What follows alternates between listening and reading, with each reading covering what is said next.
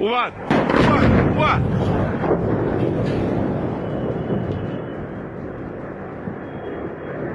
Iran sedang memohon belas kasihan. Petugas intelijen Iran telah menghubungi CIA untuk membahas syarat mengakhiri konflik. Tanggapan Amerika terlambat. Dan pria yang memerintahkan upaya pembunuhan terhadap Trump, dia juga sudah mati. Sekarang, saya yakin kalian sudah dengar bahwa intensitasnya akan meningkat setelah hari kedua. Nah, tadi malam memang begitu. Silakan dengarkan.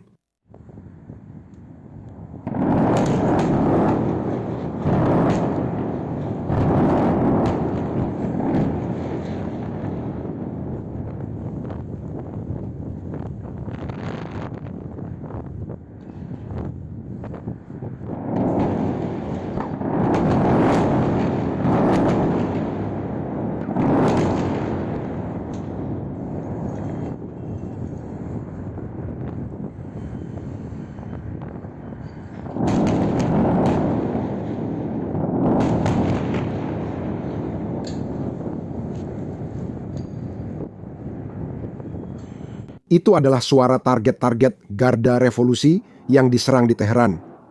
Direkam oleh warga Iran hanya beberapa jam sebelum saya merekam video ini. Seorang komentator menyebutnya sebagai neraka nyata bagi militer Iran. Lalu kita juga punya Jenderal Dan Kane yang menjelaskan skala operasi yang dimulai hanya 4 hari yang lalu. Ini adalah salah satu operasi militer paling intens dalam sejarah modern.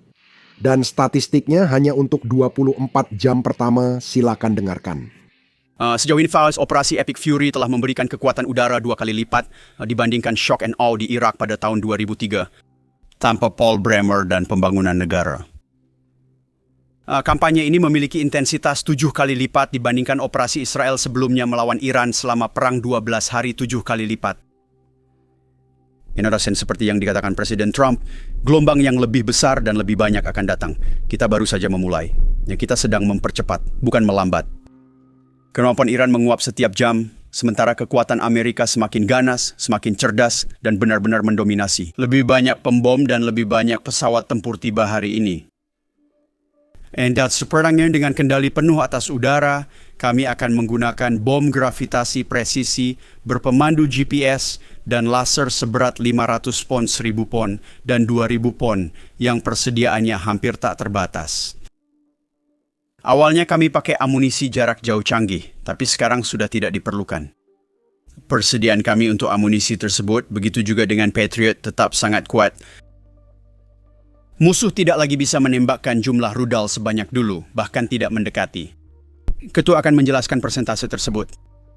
Pertahanan udara kita dan sekutu masih punya banyak ruang gerak. Kita bisa mempertahankan pertempuran ini dengan mudah selama yang kita butuhkan. Seperti yang saya bilang kemarin, kita yang buat aturannya. Sekarang kita sudah memasuki hari kelima. Lebih dari 2000 target telah diserang di dalam Iran hanya oleh militer Aselas saja. Tapi inilah yang benar-benar membuat Iran kewalahan. Mereka mulai kehabisan peluncur rudal. Lihat angka-angka ini. Hari pertama, Iran menembakkan 350 rudal. Di hari kelima, hanya 40. Hari pertama, mereka meluncurkan hampir 300 drone, hari kelima turun jadi 45. Strategi Iran adalah memperbesar kerugian bagi AS Sarin dan sekutunya agar mereka mau gencatan senjata.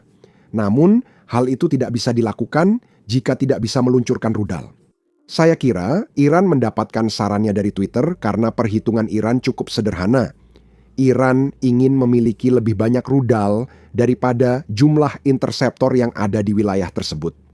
Para pemimpin Iran percaya mereka akan unggul karena memiliki lebih banyak rudal. Tapi disinilah mereka lupa bahwa Al-Assad dan Israel fokus menghancurkan peluncur, bukan hanya rudal. Iran mungkin memiliki ribuan rudal yang disimpan, tapi itu tidak berarti apa-apa jika mereka tidak punya peluncur untuk menembakkan rudal-rudal tersebut. Nah, 3 hari yang lalu, kita mendapat kabar dari pejabat Israel bahwa kemampuan peluncur Iran telah berkurang setengah.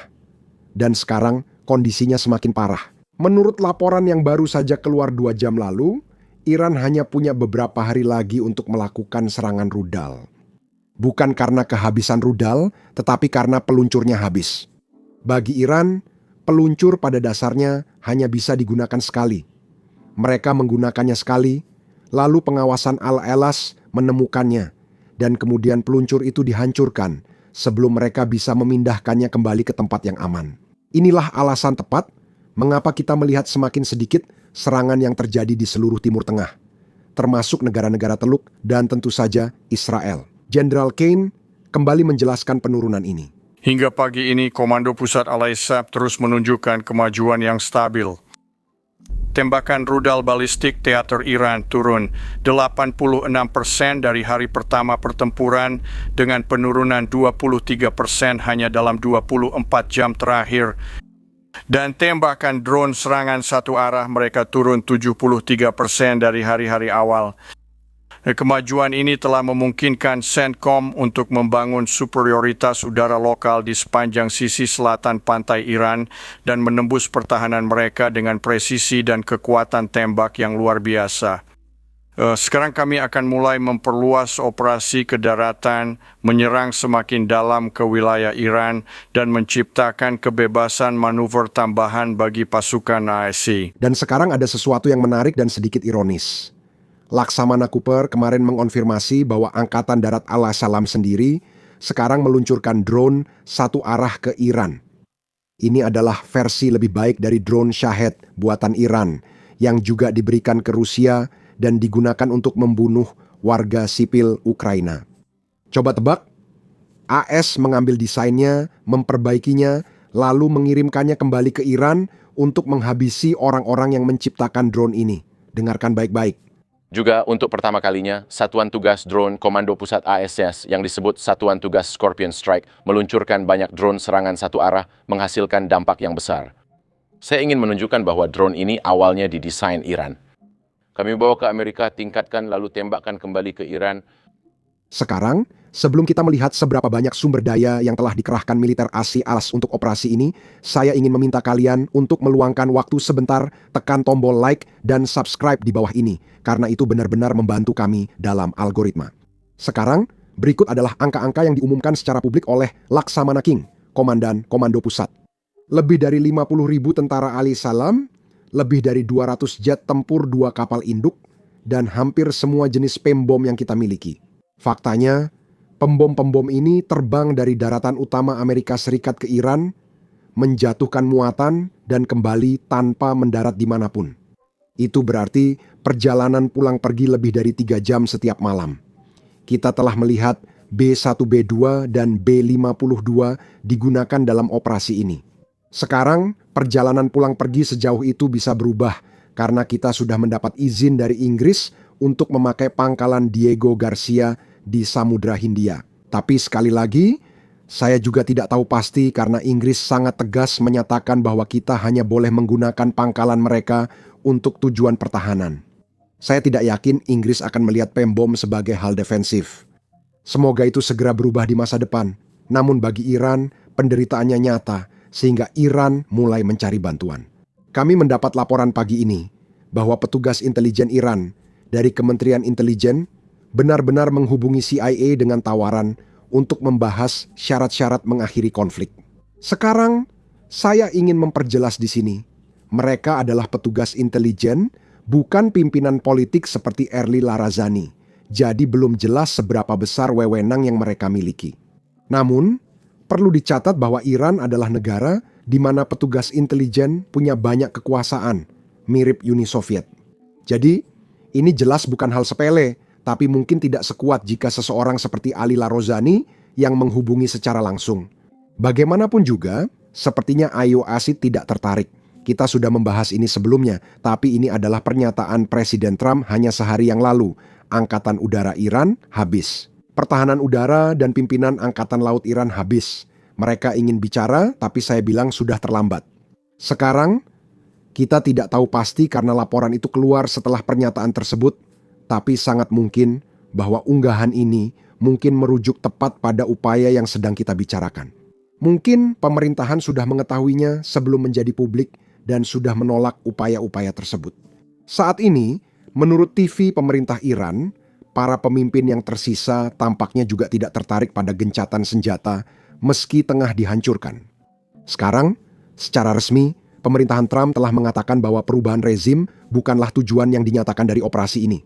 Gedung Putih belum mengumumkan itu secara publik, tapi itu tidak berarti mereka tidak berharap terjadi perubahan rezim. Berdasarkan persiapan dan laporan yang kami lihat, tampaknya perubahan rezim adalah tujuannya, meski tidak dinyatakan resmi. Sekarang, berbicara tentang perubahan rezim, Presiden Trump baru-baru ini ditanya tentang Raja Pahlavi, putra mantan Syah. Pertanyaannya pada dasarnya adalah, apakah Raja Pahlavi merupakan pilihan yang baik untuk memimpin Iran setelah terjadi perubahan rezim? Nah, jawaban Trump cukup menarik. Dia secara terbuka mengakui apa yang telah dikatakan banyak pakar Iran sebelumnya. Pahlavi populer di luar Iran, tetapi di dalam Iran, dukungannya tidak sekuat yang banyak orang kira. Sekarang, saya tahu banyak orang menjadi sangat emosional ketika mendengar hal seperti itu. Jadi, saya ingin memperjelas, Presiden Trump melihat itu secara langsung. Saya rasa dia mungkin punya intelijen yang lebih baik daripada sebagian besar penonton video saya. Jadi, dengarkan baik-baik. Bagaimana dengan putra mahkota Reza Pahlavi? Menurut Anda, apakah dia pilihan?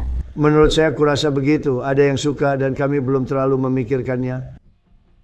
Menurut saya mungkin seseorang dari dalam negeri akan lebih tepat. Saya sudah mengatakan itu. Dia terlihat seperti orang yang sangat baik.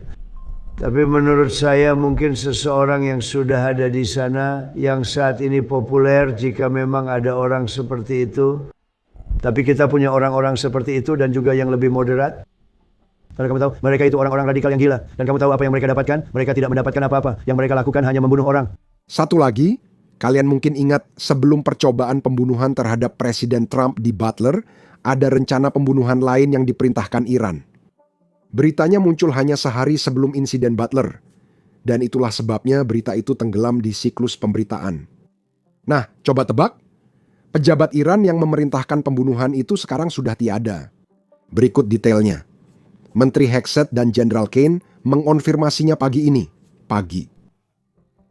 Kita sudah lama tahu bahwa Iran memang berniat untuk mencoba membunuh Presiden Trump dan atau pejabat Amerika Serikat lainnya.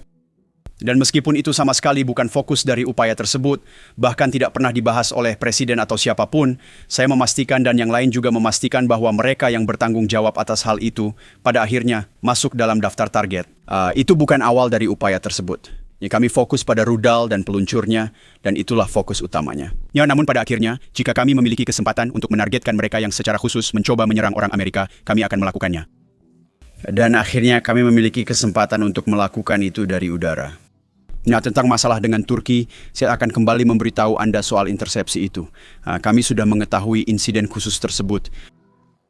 Meskipun begitu, tidak ada indikasi bahwa hal itu akan memicu sesuatu seperti pasal 5 tidak.